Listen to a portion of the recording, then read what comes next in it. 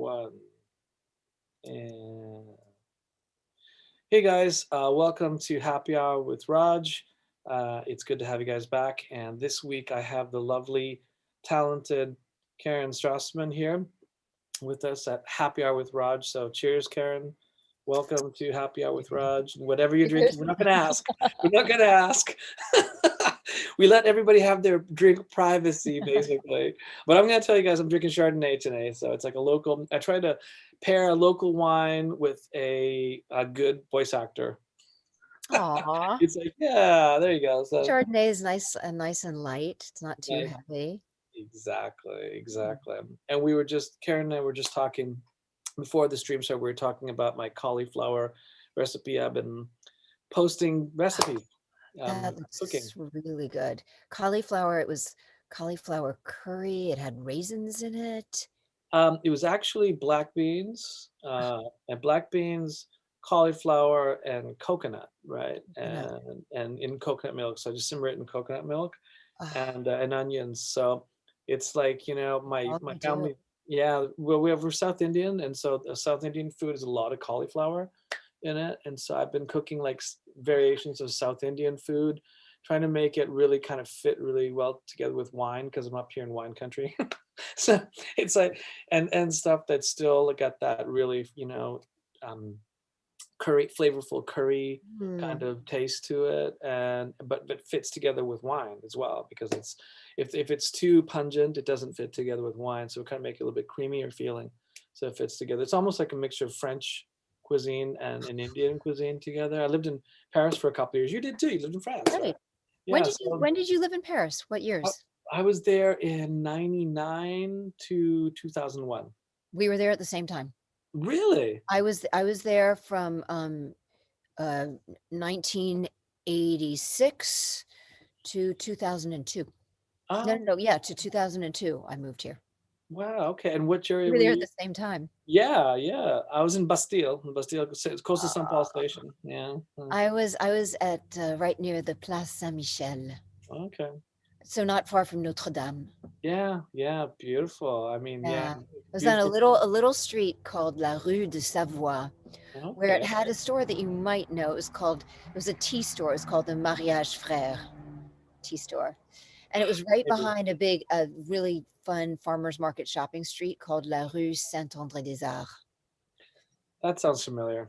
Mm. Okay. And Right, then, and right near the okay. Boulevard Saint-Michel, Yeah. and the which would go over the bridge to go on to Ile de la Cité and also to Notre Dame. So it's close to all of that. I have good memories and I have like mixed feelings too. I mean, I loved Paris and then I didn't love Paris and then I loved Paris and didn't love Paris. It was like back in, there's so many good and so many kind of crazy things about that city too. Back in the 90s as well, it was actually like um romantic, but at the same time harsh, Yeah. right? It'd be like kind of harsh. You'd get this beautiful romantic Parisians would street. be, yeah, and the Parisians would be kind of Yeah. harsh. Yeah. And then I'd step in dog poop and I'd be like, why am I here? And then I'd go, oh my God. And I came from Tokyo too. So it was such a contradiction. I mean, Tokyo was so different, polite and Clean. clean and so organized and tight. And Paris was like the opposite of that, kind of wild and everything was all over the place. And so what were you doing in Paris anyway? What I were was you up going to? to ask you what you were doing. I went there Yeah. as a student Oh, okay. to study French, and I was studying psychology at Tufts University, and I went for my Okay. junior year abroad at 19, Okay. age 19. And so I was just going to go there a year and study Mm, French, yeah.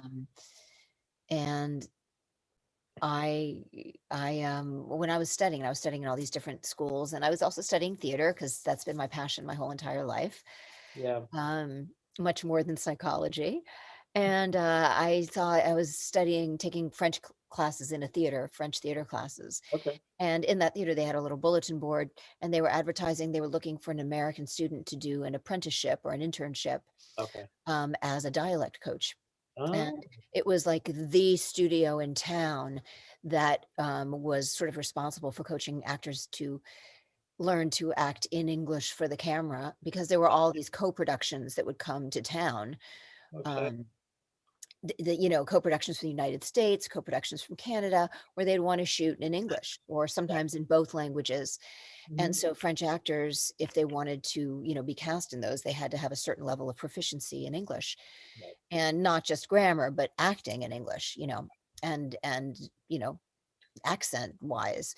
And Mhm. I learned to do that there with them with this apprenticeship. And it was just a fluke, but I was really, really good at it. And Yeah. I was so good that they offered me a full time job the following year as one of their main dialect coaches. And Wow. the following year, I was slated to go back to Tufts and get my psychology degree, Wow.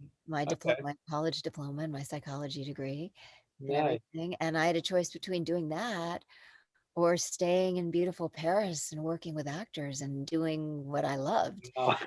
Um, Living in Tough the choice. beautiful city with Yeah. I had gotten a bicycle by then. I was biking all over, one of those Yeah. old-fashioned bicycles from Yeah. Holland that Yeah. I would take all over the city. And it Mhm. was sort of it was very unexpected, but it was a no-brainer. And I Yeah. said, let me think about this. Yes, I'll stay and take the job. So Yeah. I took the job. And then that year, while I was coaching classes at this place, they also sent me out to film sets and TV sets to coach on the film and TV sets. And they sent me to like famous actors' homes to coach the famous actors in their homes Right. and prepare them for films. And so it was it was magical. Yeah. And I was on a TV set. It was a co-production, and the director said, "Oh, little Karen, she's so cute. We give her a role." So I got a little role, my first, you know, French Yeah. role in a French TV series. Right. Um, and then I got an agent there, Right. and then I started getting voiceover work.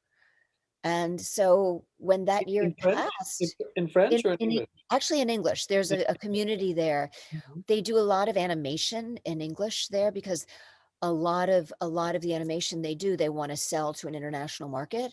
Yeah. So it's much easier to sell if they if they have it in the original product in English, because then more people understand it, so it's easier to sell to an international market. Right. But video games as well. And also, I at that time, that was the 80s, Right. and I was dubbing tons of films from French into English for airplanes, for all kinds of things. And I was sort of um, the young voice of all the French movie stars, all the French young movie stars. So Wow. Juliette Binoche, um, Yeah.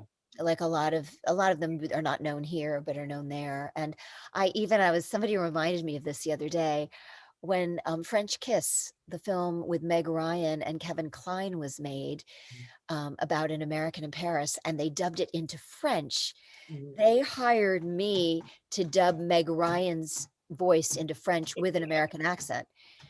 Donc, j'étais la voix de Meg Ryan. Je parlais avec un accent américain comme ça. An American accent with a Uh-huh. total American accent too, right? Yeah, Yeah. yeah.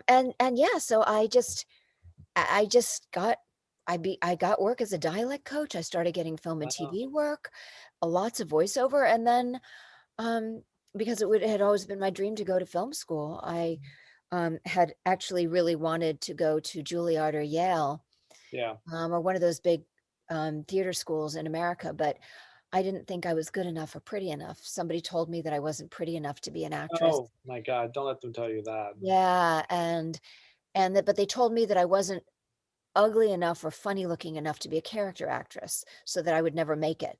And I didn't know anybody in the theater or film business. Mhm. It was just something that I'd always loved and dreamed of doing my entire life. But I didn't, and it wasn't like for lack of caring. It's just that I grew up in Washington, D.C., which isn't really I mean, they have really good theater there, but we didn't know anybody. My dad was an architect. My mother was a psychologist, a therapist, and Yeah. it was just they didn't know, and they were scared because they wanted to make sure I made a living, and they were afraid like I'd go and just get lost in New York. Right. Yeah. So there wasn't it wasn't I don't blame anybody, but it was just kind of I didn't believe in myself, and I didn't have guidance or support um, from people who knew what to do. Right. So I was in France and I thought, well, I'm doing all of this Mhm. and I should get more training. So I got into the French Royal Superior Academy of Dramatic Arts, which is Wow. the best and biggest theater school in France, in Paris, where they actually pay the students to go there. And Wow. I studied Molière and Racine and even Shakespeare in French. And I took horseback riding lessons in the one of the national parks, and I took fencing and voice lessons, and it was a dream. Um, and so I started doing a lot of theater there, and every year passed, and I just decided to stay another year and stay another year, and I ended up, really getting my French very fluent so I could act in French, Right. and I ended up staying in France for 16 years. Wow. I mean, I didn't have that experience in France, but I had a dream experience in Japan too. It was like the same thing. It one year turned into another year and ended up being like 19 years in Japan. You That's lived the in other, Raj, yeah, you lived 19 years in Japan? 19 years I lived in Japan. Yeah. So you moved there when you were 5? No, I moved there after my undergrad, and then I came back and did my graduate degree, and then went back again, and ended up there for like 19 years, and I just fell in love with it, and it was every year was like something cool, and the same thing. I kind of fell into the Yeah, music industry and doing a lot of session singing, and finding friends, and then finding work as a songwriter, and then a performer, and it just kind of one thing it just kept snowballing, and every year there was another offer, and then I just ended up like you, just loving it and staying, and I still love Japan. I couldn't live there again, but I spent like yeah, same thing, like a good portion of my life, in Japan, and so I get that. But you've had like wow, like horseback riding and fencing. I wasn't doing that. It was well, you were working with Japanese musicians, and yeah. so you did you how long did it take you to learn to speak Japanese? Because that language just seems very daunting to me. It's a really difficult language. It's an easy language to get a hold of at first, but it's difficult to get conversational with it. Yeah, But like French or other languages, it's like there's a route of where you can kind of see where it's going, and yeah. but Japanese, it's just a complete different way of thinking. So it took me, I think it was about 5 years before I was like, I went to school for a few years, but I just wasn't able to like get a hold of it the way I wanted to. It took about 5 years before I was like comfortable, like not, it's like when you learn another language, you're kind of always a little slightly stressed out because you're Mhm. worried about misspeaking or misunderstanding. You're always like, it takes, it's hard work to keep up with people, and but Japanese is interesting language, and they love France. They're just obsessed with France in Japan. It's amazing. The Japanese, especially in anime, if you look at a lot of anime, the fashion, a lot of anime, and the Yeah. influence is very, very French influence to Japanese, very much so. It's really There's incredible. a lot of, French like, they use a lot of French names in anime, Yeah, and I've actually been at there's a lot of anime that I've been asked to do a French accent for. yeah, Yeah, that's interesting, that doesn't surprise yeah. me. They Yeah, it's interesting because they take in a lot of different cultures, and I went there so because I have a Japanese girlfriend who was going to go there to study in Paris, and so I went with her, and I stayed for a while and ended up coming back to Japan, but um it was just there were so many Japanese, especially in the 90s when Japan's economy was booming. A lot of Japanese wanted to go live abroad, and so many of them wanted to go to France and live in France. Right, it was a dream for the Japanese to go live in France or live in Paris or Vienna or London, and so there were a lot of students leaving Japan, going to Europe to study, and so the 90s in Paris were fun. Oh, the It 90s in Paris were so fun. So I just fun. remember parties all the time, just constantly parties, and like, I remember running into Johnny Depp at the Buddha bar. Really? Yeah, I remember Sophie Marceau and Johnny Depp were at the Buddha bar in Paris. I remember walking in there one night, and my friends were saying, "Hey, it's Johnny Depp," and I was like, "No, it can't be," because I kept getting closer and he kept getting shorter, and I was thinking like, "How tall is he?" And he's actually quite small. He's a very small guy, and because I was picturing him as this kind of tall, kind of tall dude, but he was very very small. Actually, it was kind of shocking. Him and Sophie Marceau, they're quite small people. Oh, and Yeah, his ex-wife, Vanessa Paradis, she's yeah, small as yeah. well. Vanessa Paradis, yeah. I've voiced her in a movie as well. I think I Mhm. voiced Sophie Marceau. I think I voiced Vanessa Yeah. Paradis in English. Yeah. Yeah. How fun. Yeah. Oh, that's Yeah. so fun. And so, but you speak Japanese fluently now, yeah? Yeah. Oh, yeah. Yeah, after, years there of dealing with, the every day in, day out with Japanese, you can't help but get fluent with it, and I was pretty persistent, so, yeah, and I love the culture there, I love the discipline that they have Yeah, and yeah. the focus that they have and how they're able to mix different cultures together and take the best of them and utilize them in their own culture. Like a lot, they love a lot of European culture and they really bring it into their own culture and their sense of fashion and food and taste and yeah, it's really it's an interesting culture for sure, I've definitely. I've never been there and I've always wanted to Oh, go. really? I've almost gone there for motion capture like twice. Okay. Like I've almost gotten hired and shipped over to do motion capture. Yeah. And then for one reason or another, it didn't work out. Either I was booked on something else or Right. um, I was the second choice and they sent the first choice or whatever. But Right. I remember like thinking I'd really, especially because since I've, been back in this country and, doing so much anime and Yeah. Japanese product, I've just worked with so many Japanese clients and kind of been steeped in the culture in that way. Hmm. And I'd love to just to be there and experience all the things that I've experienced from afar. Well, how did you get involved in Japanese anime? Because you're really involved in like Japanese games and anime, and so how did I just assumed that you'd lived there and you'd gotten involved with this, but oh, that's really interesting because I thought for some reason you'd spend some time. So how did you end up getting involved in all of this? How did it sort of happen? I might have done a little bit when I was doing voiceover in France, but it Yeah. wasn't they weren't dubbing much. Um, I was dubbing a lot of things, a lot of cartoons into English, and I was in this Mhm. very small group of maybe 10, then maybe 10 to 30 actors Yeah. who Americans or expats in France who Yeah. were doing all of the voiceover and dubbing in English in Paris. They Okay. used to call me the voiceover princess, and several Yeah. of my dear friends there were actually sad that I left, but on another hand, they were kind of happy because they got a lot more work when I left. Um, Yeah. but most of the anime that went to France, they just dubbed right into French, and they would, Right. dub it into English in America. So I did some anime, Mhm. and my French was good enough so that I could act in TV and film, but I Ah, wasn't dubbing as much into French because the French wanted to take advantage of my English.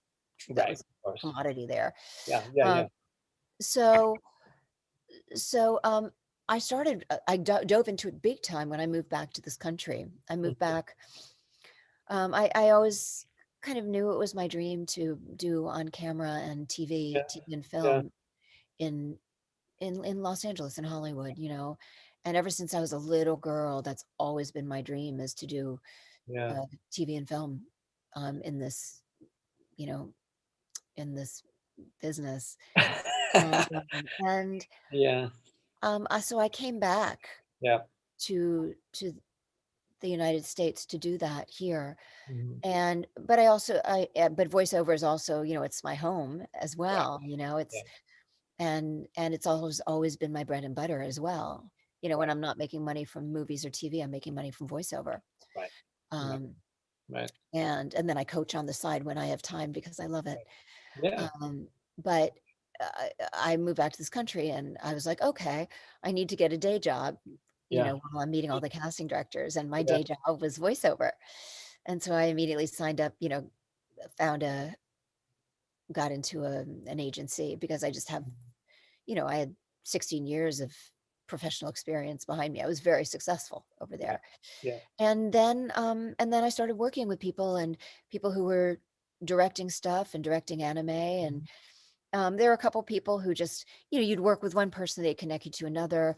I met Mona Marshall and Doug Stone at a gathering, and they were very generous with me. That says they sound like you're very talented. You seem like a very lovely person. Let me give you a few contacts, and they did. And I followed up with those contacts, and those people, heard my demo and felt that it was very solid, and so they would start to hire me for smaller anime roles. And then little by little, I was within the year, I was doing leads in anime. My first my first or second anime Mm. in, in this country was Haibane Renmei, Okay. which is a beautiful artistic thing that I did for Jonathan Klein at New Generation, and Jonathan Klein hired me a lot after that. And there was one that Lex Lang directed me in that I did I think even maybe before that, Mhm. called Babylon something. Okay. And so I started working for New Gen. I started working for Bang Zoom right away.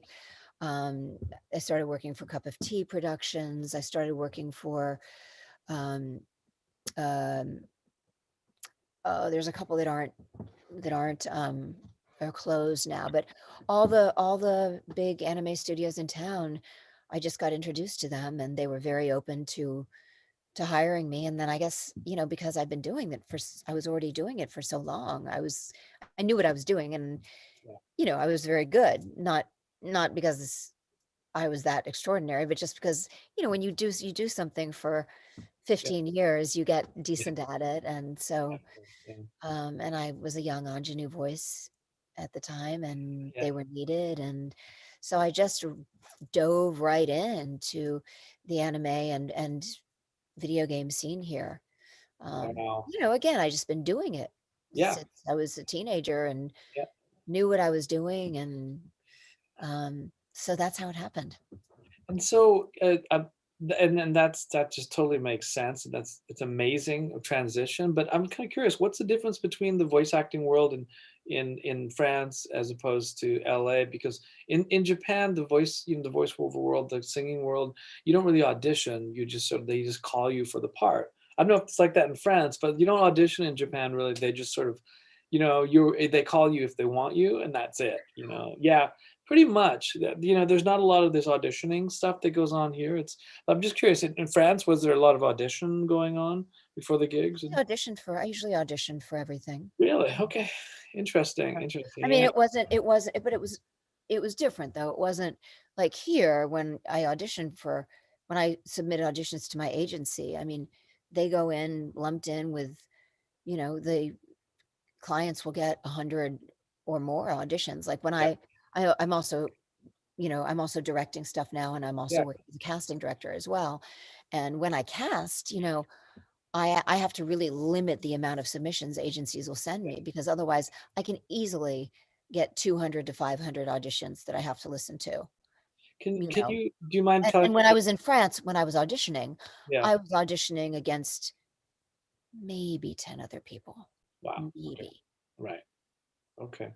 And so, if you don't mind, like, tell people a little about the auditioning process, because I have so many people always asking me those questions, like, what happens, like, well, how do you select? You get those 200 people, or you limited it to whatever to 100 people, and then uh, when you're listening to people's demos, what are you looking for? What are you listening for?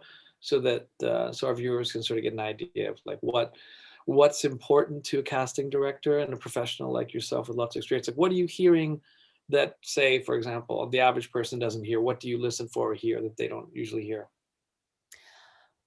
Um, so to answer the first question, I can get up to anywhere 500 people, as casting directors can get up to anywhere to 500 auditions. Wow. Usually we try and limit it to 100 or 200, Yeah. but it's very tedious to sit and listen to them. So Yeah. even, and sometimes we just go to our favorite agencies and say, send me your best 8 people for this role, or send me your best 6 people for this role. Right. Or, or often, if people are talented and you think of somebody for a role, you'll request them and say, I request an audition from this person. Mhm. Um, and then when I get them, I listen to them, and we don't always listen to the whole thing. We really listen to the first bit. And Right. if the first bit sounds promising, then I'll keep listening. But if the first bit sounds totally off, the first 10, 15 seconds, then I'll be like, that's not it. Or if I know that maybe they've done 2 takes, I might go, oh, that's not it. And then, go forward a little bit and see if their second take was anything that's interesting or compelling. And if it's not, then I just, I move them over to a no thank you file. Okay. Like, nah, a nah file. Nah. Okay. And then if there's something that's kind of like, huh, this could really be good. This is Yeah. pretty, this is, if there's something that interests me, Yeah. I move it into a maybe file. And then if there's something that it's like, oh my God, this person is a definite contender, I Yeah. move it into the contender file. Okay. And that way I'll just go back and I'll mostly pick all my picks from the contender files. But if they're not enough in there, then I'll start picking through my maybe file. Okay. Um, and and what I'm looking for when I'm casting, um, is somebody who makes me feel something. Okay. Good. A lot of people think that voiceover is doing a voice. Right. And to me, it's not. To me, voiceover is actually literally embodying a character and it happens to come through your voice. Okay. So for example, a character I do for Persona, Hmm. the Persona games. Her name is Nanako, and she's a very popular character. And she's a little girl with little pigtails, and she's very endearing. And I've been very lucky to voice her. But she basically has a very high pitched voice, a Right. little girl's voice. So she has a high pitched voice. Yeah. So she talks with this voice. But the Yeah. thing is, if I just keep on talking with this voice, and I just keep on talking with this voice, and I'm doing a voice, and people say, oh, you have a good voice for anime, and I just keep doing this voice, pretty soon it's going to get monotonous. And it's also, you're just going to want to slap me, and you're not going to want to listen to the voice anymore. Right. Yeah. Yeah. Whereas if I can dive into the Mhm. little girl in my soul, or Mhm. the little girl inside of me, the little Nanako inside of me, and bring her to life and make people feel something. Yeah. So Yeah. let me take that voice and bring her to life. So yeah, so hi Raj. Oh, I'm Nanako and I'm really, really happy to be there. Oh, you're making me shy. Anyway, I'm really happy to be here, and I really, really like my big bro, and we like to go to Junas because every day's great at your Junas. And see, it's not perfect, but it's really alive, right? Fantastic. Okay, let's give her a big clap for that one, guys. That's fantastic. So, but like I watched you, that made you grin from ear to Yeah. ear, Yeah. right? Totally. Yeah. And it's like we want to make people feel things. We Yeah. want to make ourselves vulnerable. We want to, you know, if if we're an evil character, we want to dive into that creepy evil part of ourselves, you know, not Mhm. just do an evil voice, you know, but like we want to like get into the essence of creepiness, or we want to be playful and laugh and have fun ourselves so that people will.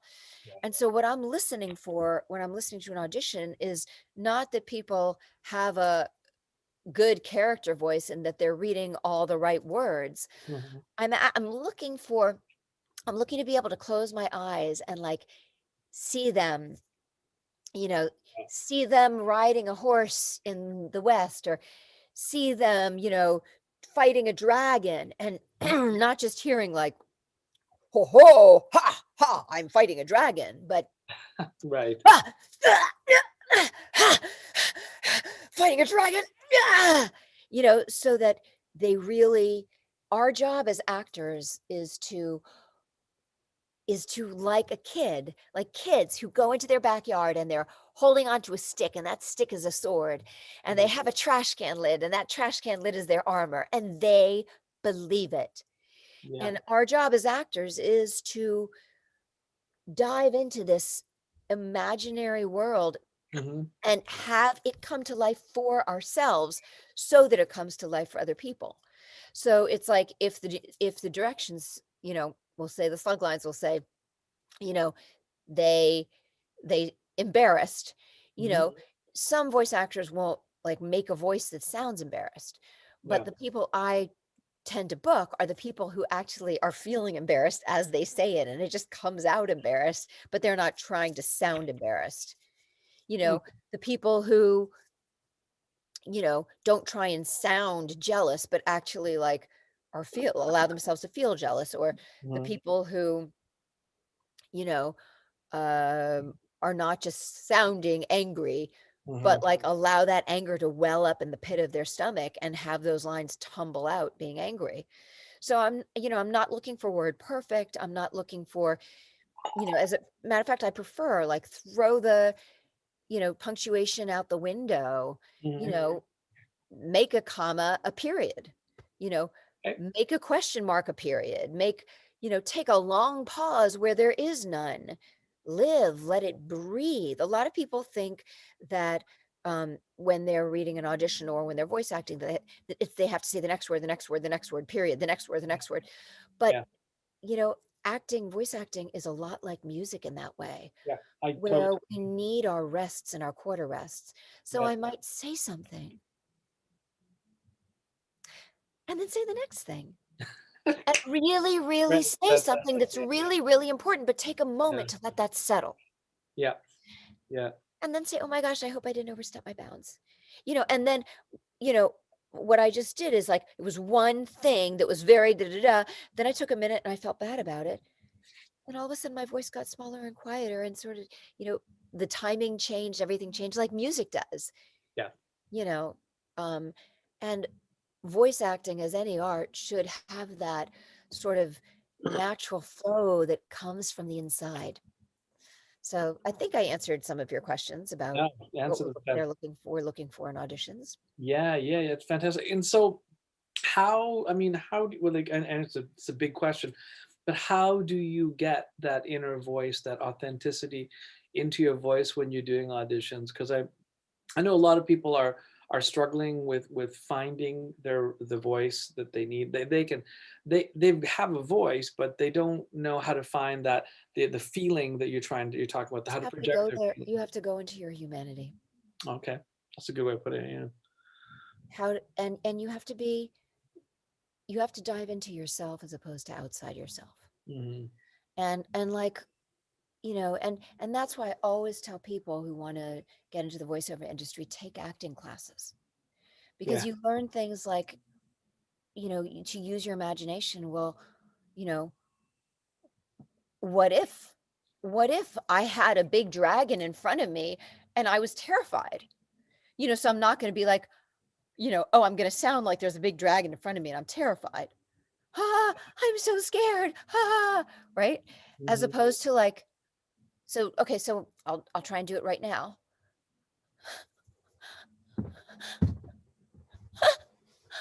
Please don't please don't hurt me, Mr. Dragon. Oh my god, you just smiled at me, didn't you? Oh, he's putting his nose down to me. He wants me to pet him. Um, Mr. Dragon, can I so it's like you become a kid Very good. again and you go Excellent. you I mean, I Fantastic. don't know, but you become a kid again and you play. And You just that's pulled and that pulled me right into that. Wow. Sorry. Okay. Okay. and like my body got involved Yeah. because it Yeah. did, you Yeah. know? It's like you become and that's why people love voiceover, because they get to be a kid again, but then they get so caught up in doing it right or sounding right.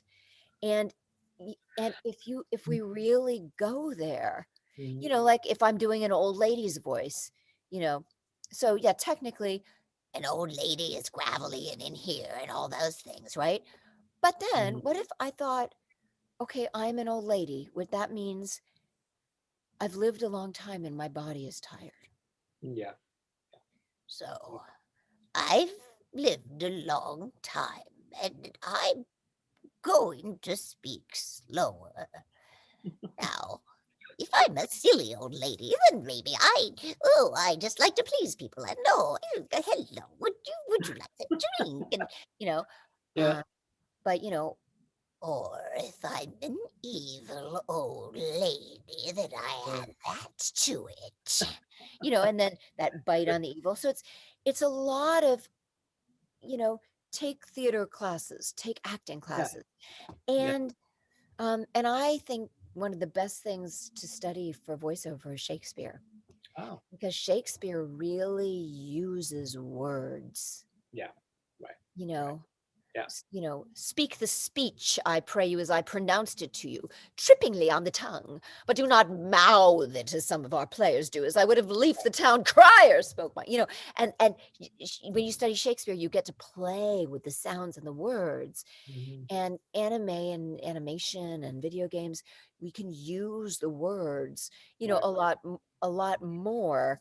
than just, a straight on camera thing.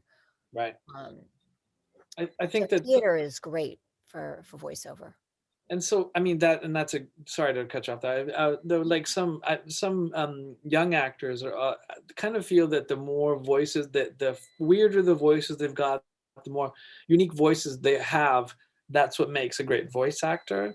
And but no, right? So what do you say to that? I mean, having I mean, I multiple say weird having voices. Mhm. having a carpet bag full of crazy, wonderful, unique voices is wonderful because Right. you'll go in for a session and they'll be like, "Oh, you know, we have a funny looking toad here. Do you think you could voice them?"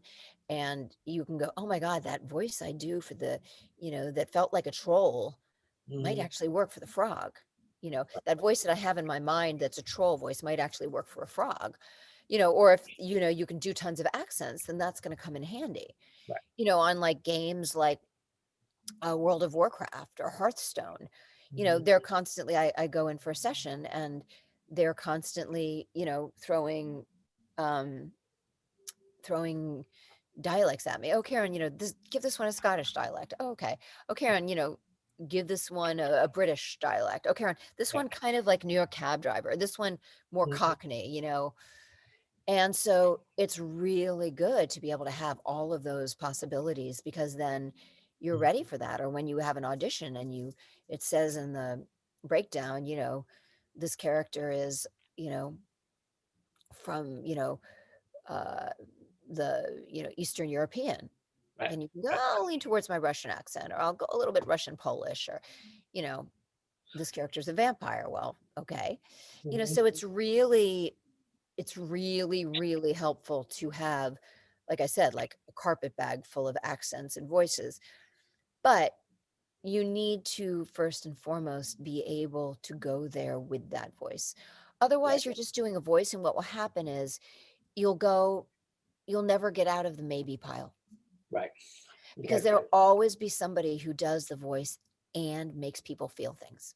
Oh God, that Does is. the voice, who does the voice and actually has the courage Mhm. go there and the vulnerability to like really go there themselves That and is make you so feel profound. something.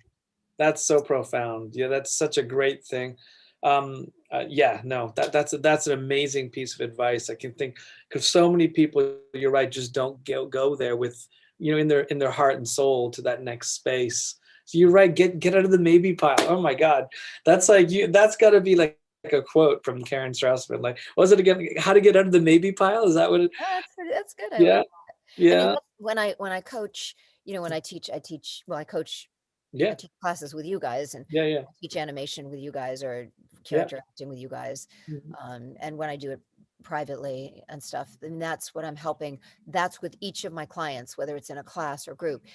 I'm looking at what's going to take you out of the maybe pile. Yeah, What is it going to be that's going to make somebody feel something in such a way that they're like, that right. one, because they transported me. You want to make people feel things, you want to transport them, which Yeah, means you have to go there yourself and not just do a funny, quirky voice.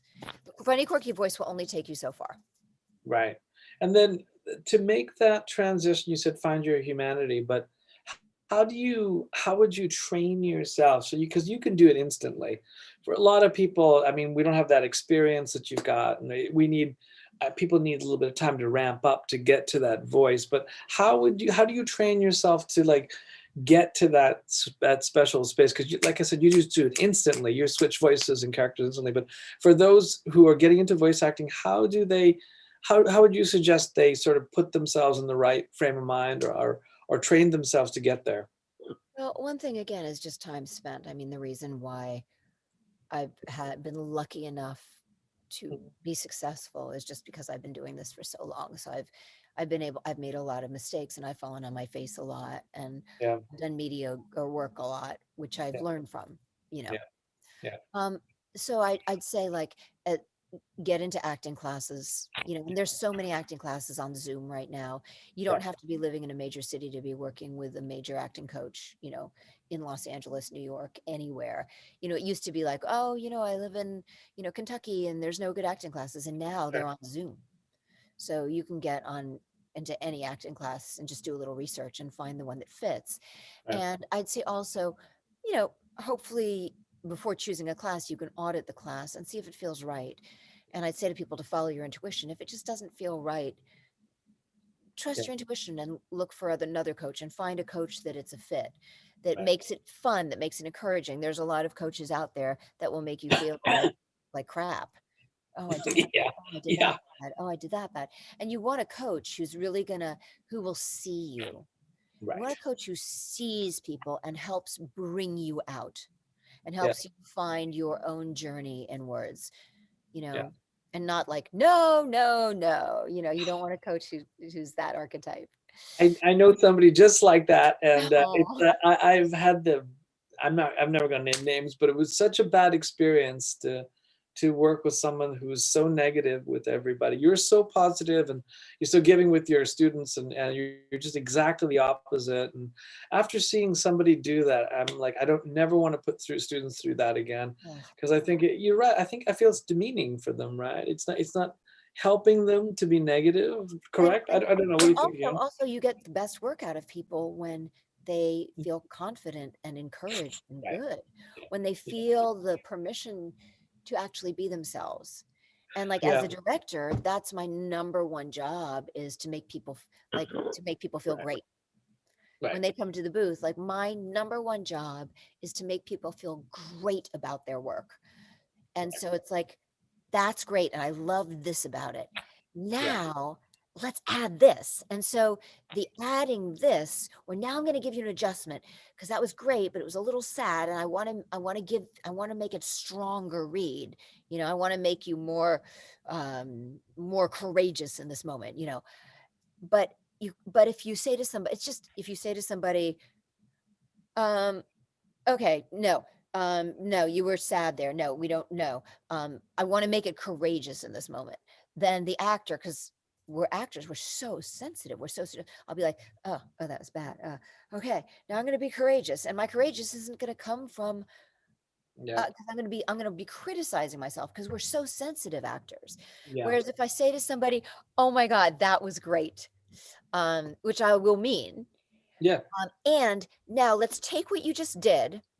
I love the part about where you said this word, but I Yeah. want to take what you just did now, and I want to take away the sadness, and I want to make them really strong. And then the actor's like, okay, cool, and they're not like suddenly questioning themselves. Yeah. And the more, and the more you like cut somebody down, the more they're just like they're disconnected from their creative essence and their creative core. So you want to find, Yeah. and I'm sure it's the same in music. Like when Yeah. you're writing music or composing music, Yeah. you are probably at your most creative and Yeah. juiciest when you're connected to your creative core and feeling good about that and working with clients who aren't like, no, no, no, but who are like, ooh, that's good. Play a little more of that, or go lean in the darker direction, or, Yeah. Yeah. lean more happy now. It must be true. The same Yeah. thing, right? Yeah. Totally. I mean, it was interesting because like years ago, it was like when I was first starting out, one of my teachers in Japan, one of the guys, the producers I was working with, that he said like musicians are not really writing music. We're antennas and we're picking up things and we're channeling things. And just like voice, I think most artists are channeling. Yeah, He yeah. said, and so when people scream at you, how are you going to channel anything? Because your Like you your close your your antennas are mouth to shutting down. protect yourself. Right. You need to have the antennas up and you need to be flowing and you need to be channeling all these good vibes, I and that love that, can't that come when channel. someone's screaming at you, and Yeah. so yeah. So I So think so yeah, so I'd say like the first thing for people to do is really dive into acting classes because yeah. that's gonna give you the ability to be thrown roles and opportunities in class. And how do I find my way there? How do I find my way into anger? How do I find my way into, you know, and and then it becomes like a dancer's muscle or even a musician's muscle. The more time a dancer spends at the bar, the more flexible they get. Right. And the more like, every day things are thrown at me, Yeah. okay, you know, uh, be a frog with a low IQ. Okay, you know, be a frog with a low IQ with a lisp. "Oh, okay. All right." I don't know. But like but then I put go into myself, like, Mm, and people have often said to me, "Oh, you look so funny when you're voice acting," and I'm like, "Please, stop," because I just go there, you know? Like, if I'm doing a boy's voice, I'm gonna be different than a yeah, girl, because 'cause yeah, I'm going into, like, what if I was a little boy? So, what if I was a little boy? I mean, what'd that be like? yeah, So, yeah, so I don't know, you know yeah, you know, yeah.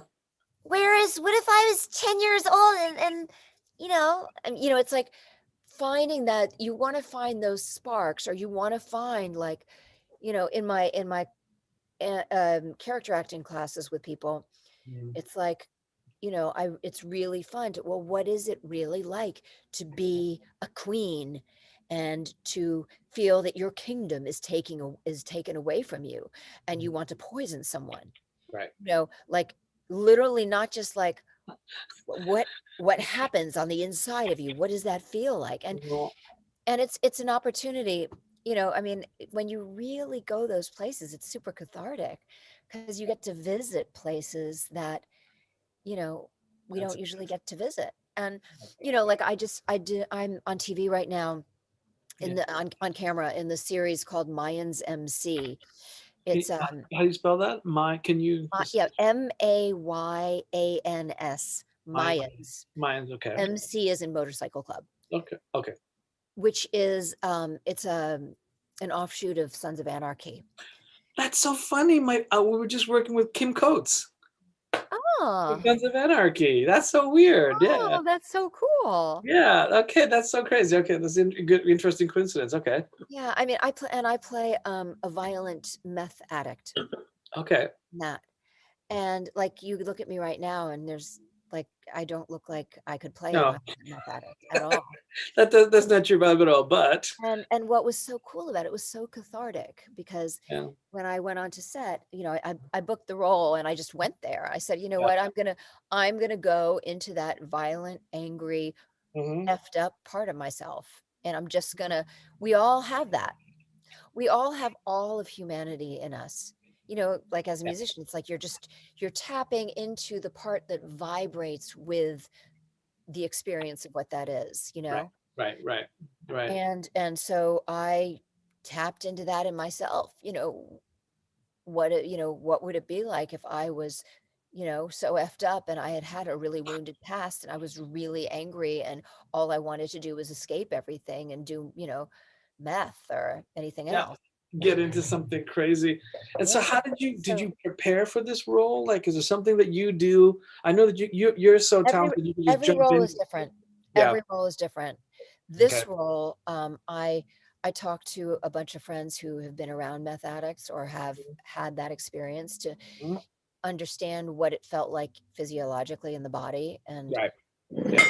what the cravings are, what it's like, how Mhm. the nervous system goes, and, I did a bunch of research, but ultimately when you do the research, you have to it's like a tuning fork. Right. You hear it on the outside and you have to find that vibration with it inside of yourself. Mhm. And I feel like acting is very much like a tuning fork, like, Mhm. Oh, okay. and dialects are like that as well. I mean, I know I'm giving the intro to dialect workshop with you guys this coming Saturday. Mhm. For Yes, we'll anybody talk else about who that wants to soon. We'll join, talk about that soon. we're gonna be but learning dialects is Mhm. like, I always tell people, it's like you wanna hear, feel your way into it. It's Okay. not an intellectual thing like, "Oh," it's it's like with music, you hear, feel your way into it. Mhm. Um, Okay. and, any dialect, Mhm. you're gonna like a tuning fork, you're gonna tune yourself to that Uh, dialect. And right. the same thing of an evil queen, it's like you're gonna tune yourself to what it feels like to be Mhm. powerful, but at the Right. same time want Mhm. to kill, Right. you know? And then, adjectives will get like, maybe, and then maybe the breakdown says she's very dramatic. Mhm. Oh, well, if she's very dramatic, then, you Mhm. know, Yeah. and then if they and or if it says she's very sexy. Mhm. Oh, well then, I'm a soft-spoken, passive-aggressive evil Mhm. queen. Ooh. come closer, you know, Oh, man, and so and so fantastic. it's like you take the suggestions from the breakdown and you have to have the balls and the courage to go there, you know? Okay, And yeah. as a kid, but if you're a kid playing in your backyard, it's not balls or courage, it's just fun. Yeah, no. I mean, I think it's almost like do you think it's more like going back to our childhood sort of state of mind that 100%. you know. I mean, that's like is when you compose music, that's or play music, is it like that with you? Yeah, totally. I mean, it's the joy. The joyous thing is when you're having fun and you're enjoying something, you tend to do the best at when you let go. I mean, that's why I personally love being an artist because I feel like I can let go of things and I can just do what comes naturally. Like you as an actor, I think that you're just a fantastic actor. So you can just, it's just natural for you and it's something that comes out. I think we've trained ourselves as musicians and actors to let it flow. Like let that whatever is out there, that energy flow Yeah, through us and yeah. flow into what we're doing. And it's a reason why we do what we do. And I think that you that's so valuable what you're talking about. How about being, like channeling those things and letting go. I feel like, I don't know if you read the Tao Te Ching before. It was always my favorite book when I was in college. Ugh. It was like, It's one book do it's without one of the doing. books I haven't read yet, and Oh, it's yeah, fantastic. I have to read that, that's It one of the greatest passages is do without doing and be without being. And it's just, every single day I remember it. I go like, because the more you try to hold on to something, it's like a slippery fish that just gets out of your hands. You're trying so hard to squeeze a slippery fish out of a river, and you're never going to catch it that way. And I think about that all the time, and so it's one of my inspirational books is the Tao Te Ching. So whereas I'm gonna take where you're going and run with it. mhm. Whereas if you swim like a slippery fish yourself, you'll probably get very close to the slippery fish Yeah, and that's swim true. alongside them. That's probably another Taoist saying. I'm sure it's somewhere there. It was, Be the slippery fish. be the slippery fish. Do Yeah, not don't do not grasp the slippery do not be the grasp the slippery slippery fish. fish. Be the slippery fish. Oh my God, that's a great name for a production company, the Slippery Fish, right? Be the Yeah. slippery fish. Uh, That's really true. You can't. Yeah, it's like the it's like Talking Heads song "Slippery People," which I love. yeah, yeah, oh yeah. I love the Talking Heads. I met some of them live here. They live in Mill Valley. Really? Yeah. Who? Which ones? The keyboard player Jerry Harrison lives in Mill Valley, so I've run into him several times, and so yeah. But anyway, those guys are around here, and it's like listen to Talking Heads and go like, I hear the Talking Heads and go like, oh my God, that still makes sense today. It's just never. It's so timeless. David Byrne's lyrics are so They actually timeless. never stop making sense. Yeah. There you go. Right. Exactly. Never stop making sense. It's yeah, I was young people need to listen to Talking Heads Yeah. again. They need to listen to all these profound people out there. It's like I had the pleasure working with Tom Waits the past few days, right? No And yeah, and really? yeah, so it was cool. I guess I can say that. I can't say anything else, but it's cool. It was a really interesting, fun experience with him, and so it's been cool like working with different people because we the studio is kind of like boutique, and so we have interesting people coming by all the time for different projects, and yeah, we get these interesting people like all the time. It's always somebody cool like yourself, right? Those cool, interesting I'm people. So not as cool as Tom Waits. yeah, Whoa. yeah, it's interesting. Yeah, I mean I can't say anything yet, but we'll talk about eventually when it comes out. But it's been interesting that he's one of those guys like a lot of people who learn to like channel that something what I mean, like Leonard Cohen, who've always grown up loving too. It's the Oh, voice. It's the voice that yeah. channels something. And It's something. yeah, and but they take you places. They're like they go Yeah, through a portal. yeah, oh yeah, totally. They just drop in somewhere and they I'm, just, right. and they create access for us to drop into these places that we just would never access in our everyday life. You're You so true. You're right. You're right. It's like a black hole in space. They just you just drop into another universe and you're like, okay, whoa, where are we now? It's like, how did that happen? Just suddenly they pull you into another place, that you weren't ready for. And I think what most great artists do, and I don't think there's I don't know, maybe you can tell me, but I don't know what differentiates people. Some people just seem to resonate with a lot of different people, and even though other people are just as great, I don't know why. Is it timing? I mean, this and that brings me to a really good point, because a lot of voice actors are trying to become famous, but I keep telling them it's not about becoming famous. So if you want to become famous, then I don't know, I just that it's possible, but I wouldn't advise getting into any of this to be famous, like to be a musician or a voice actor. What do you have to say to that? I'd love to Well, hear. oh my gosh, I so agree because Yeah, um, if it's very dangerous to try to become famous because then you're trying to please people and then you're not being wild and raw. yeah, And I think, and I have totally I think I would have a much more interesting career if I hadn't spent so many years trying to be good. Is that right? Does that sound good? Does that sound What do you okay? mean? Can you give us, like, be more Does specific? that sound okay? What do Does you that mean? sound is that Oh, okay? I see. Is that good? Is that what you want? Instead of just That being, yeah, instead of like, you know, this is my sexy queen, not like, okay, I did it. Is that good? And this yeah, like, do people like it? Do people like me? You know, and as soon as you fall into that, huh, you yeah. step out of the shoes or the bare feet of an artist.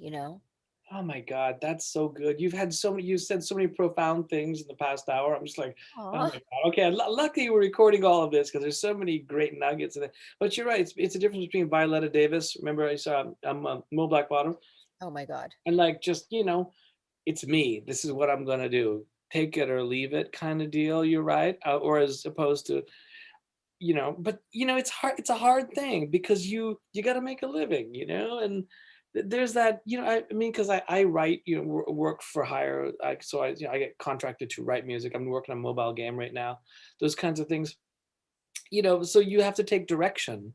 So, and that brings me to a great question for you. Where is the balancing act between taking your shoes off and being that artist, with barefoot artist running around doing your thing, and taking direction and being a working actor? Because, man, oh man, I think that's so hard to find that balance. So what do you think? Direction is great because direction is the size of your canvas.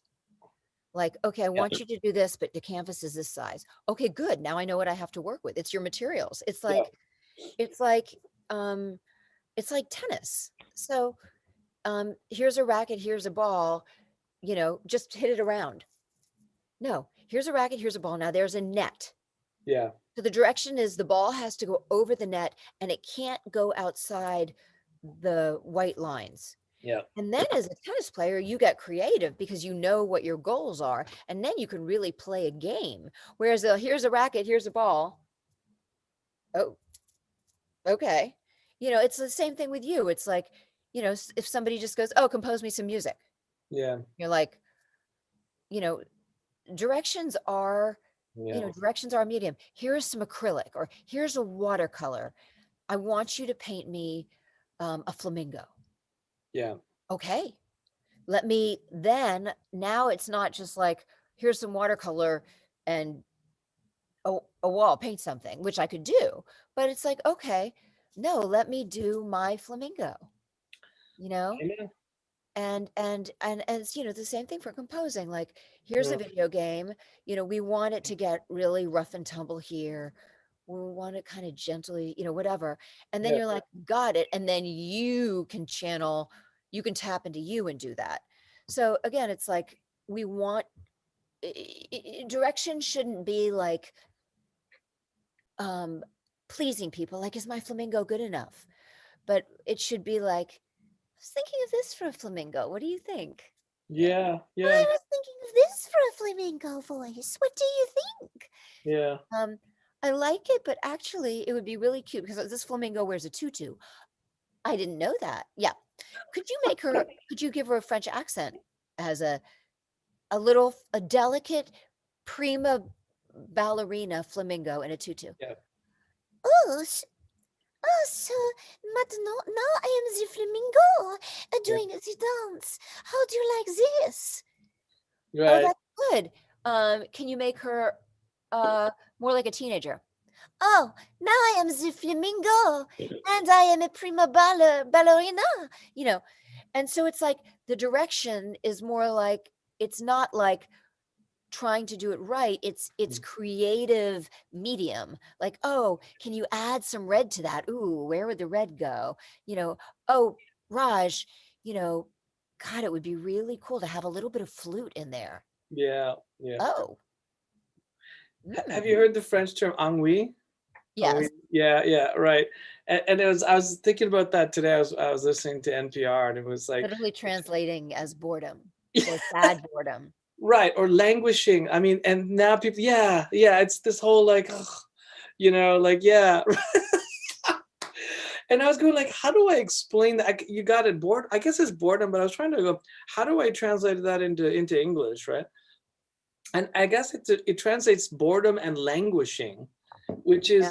is something that, Languishingly boredom. yeah, languishing. Ah, I'm so privileged. I'll just languish right now, languish right now. In all my privilege.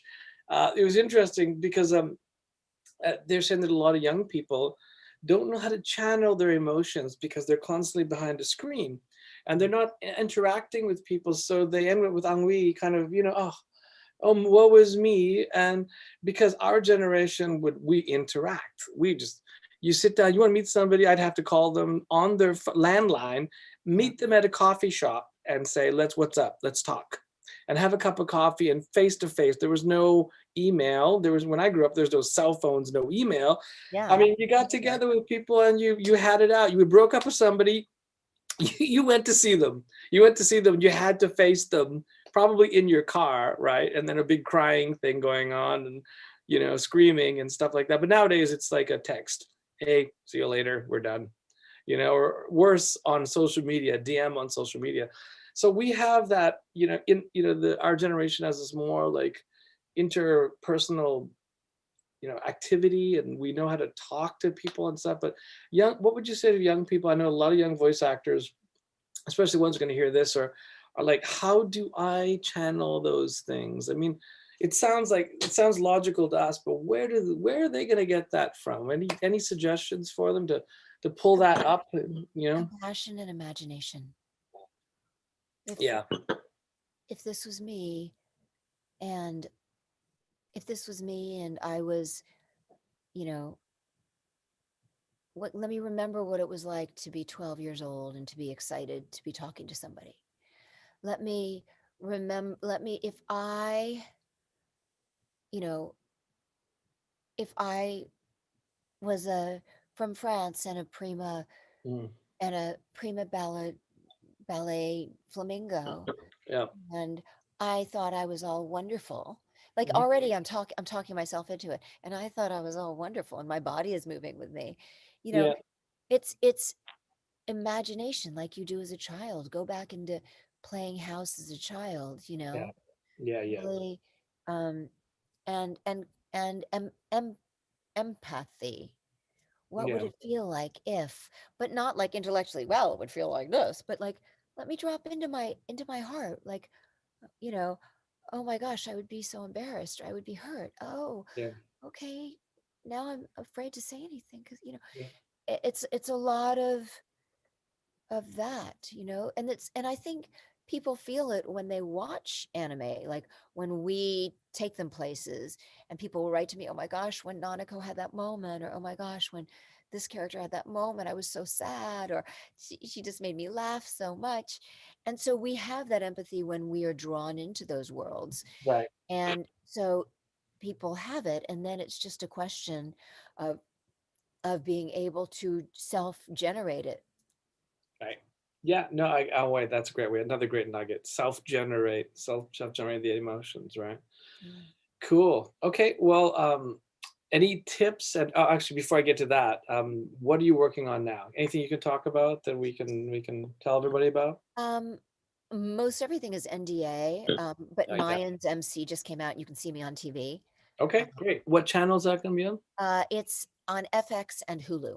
Okay, fantastic. All right. And I'm in about I've it's a smaller role, but it was just great to work during COVID, and it was great to be able to be a meth addict. My whole body is all tatted up, um, dark You got circles all the under tats? my eyes. Oh, man. I I always can't have like imagine I'm you. always carrying like a weapon in my hand, like a gun or a crowbar. Oh my god, like, that's, I can't even imagine that, but I can't wait to see it. Okay, mine's, Mine's MC MC. on FX and Hulu, and Um, and gosh, I mean, I think people can go onto IMDb and see what's been announced in terms of okay. um, I let's see, they can see me in this third season of Bosch. They can see me in the first season of Creep Show. Oh, yes, Creep Show, you were talking about that before, awesome. I Yeah, love Creep Show, and so Creep Show is a reboot of the '80s Creep yeah, Show, right? yeah. It's wonderful, and I'm in one of the shows um, about zombies. That's all I'll Oh, say. love it, love it. And I'm in season two of Preacher, and I play Oh, sort of the what? ambiguous evil German scientist. I've been started watching Preacher. Okay, great. Great. Where Yeah, okay, alright, cool, alright, I'm in I'll the look second for you. season. Yeah, Okay, fantastic, yeah. fantastic, fantastic.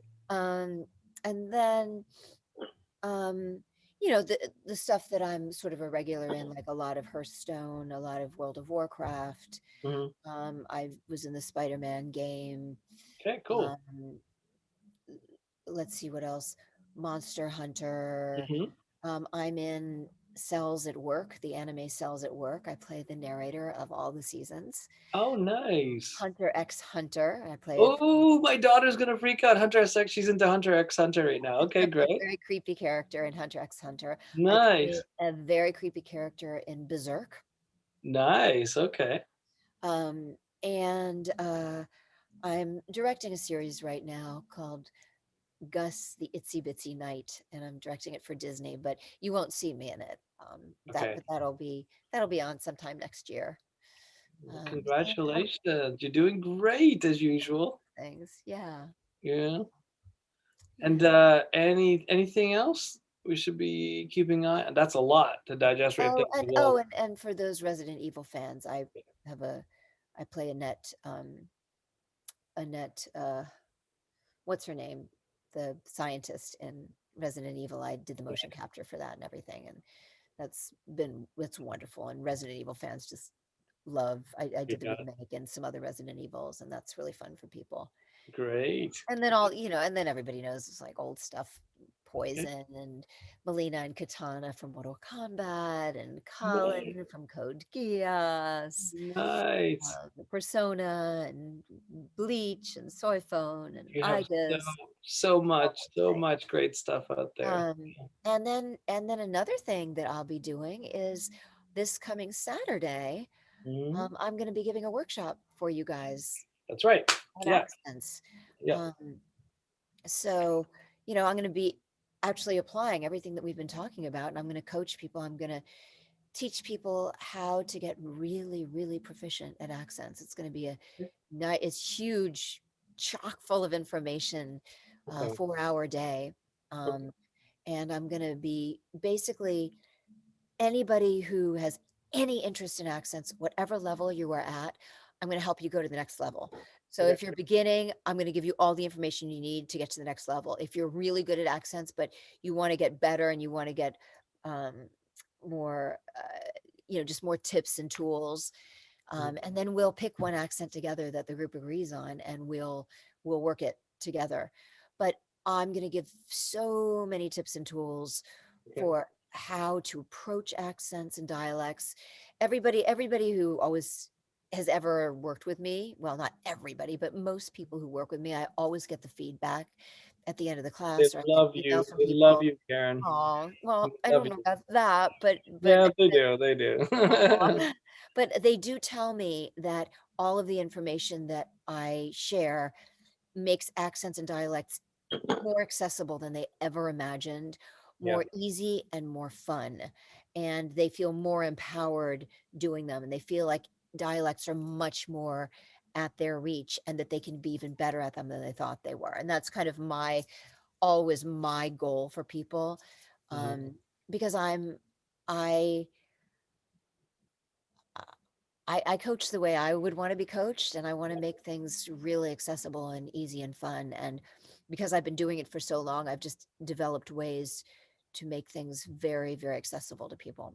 So anybody who's interested in that, um, you will get a lot out of it. You will come out of the workshop feeling that you can really do accents, and you can literally do almost any accent. I mean, you won't be able to be like magically doing every accent when you come out of the workshop, but you'll be able to be like, wow, I have access to any accent I want to focus on right now, because I help people take accents apart and put them together and figure out, what parts of the instrument they're in and how they function. And people who are good at accents, I always get the feedback from them, oh my gosh, I learned even more. I can be even better and even more consistent at it than I have before. So I'll give you guys, I'll get everybody information to work with everybody at their own level. Right. And Well, I've got a really Scottish accent fun. now, Karen, after talking to you. What? I said nothing. I was joking. I've got a Scottish accent now after talking to you. I certainly- yeah, no, it's fantastic. And then this is super valuable for their careers as well, right? To develop Yeah. these accents and be able to Oh, speak yeah. quite different. It's sort of at this point, it's sort of a necessity to be able, if you want to be a voiceover artist, it's Right. it it's a necessity to be able to have access to accents. Right. I mean, you don't have to, but it just gives you a possibility of a lot more work. And as everybody knows, voiceover is a numbers game, Yep. and there's Yep. so much work that involves accents. Video games, more than half of them demand accents. You Yeah. know, Yeah. um, Absolutely. animation, everything. It's just they're so in demand. So if you can do an accent, it puts you heads and tails ahead of other people who can't. Yeah. Fantastic. Karen, thank you so much for your time. You're awesome as usual. Thank you for everything. Great tips for everybody. Great advice. And again, this Saturday from 11 to 4, was Yeah. it 11 to And 4? how do they tell them how they sign up?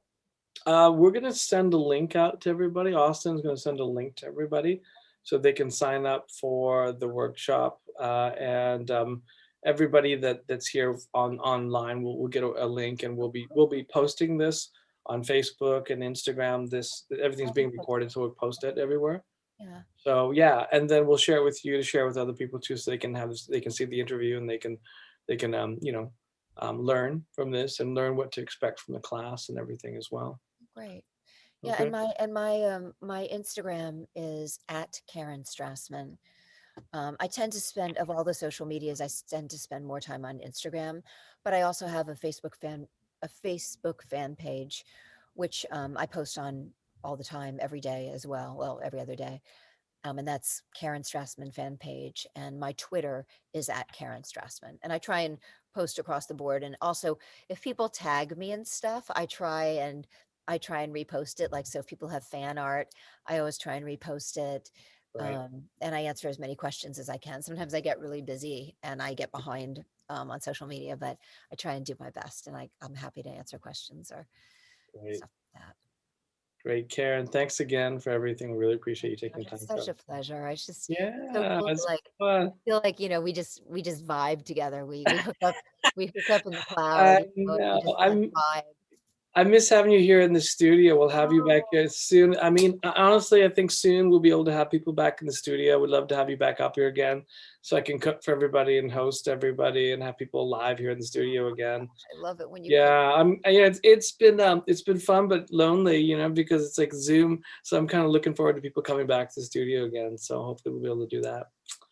All right. Well, thanks again for everything. Big thanks to Karen. A big silent clap. All these people are clapping in the Say background.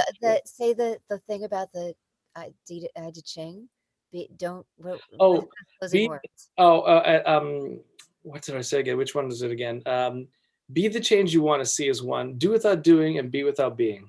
Yeah. Do without doing and be without being. Yeah. It's super important, right? Do without doing, be without being.